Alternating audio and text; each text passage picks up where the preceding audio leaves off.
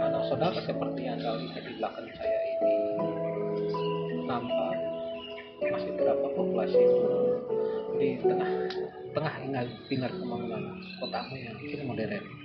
Nah, sampai hari ini masih kita nikmati, masih kita melihatnya. Nah, ini terdapat di halaman sekitar rumah saya di kawasan Kebun Cengkeh, Kota Ambon.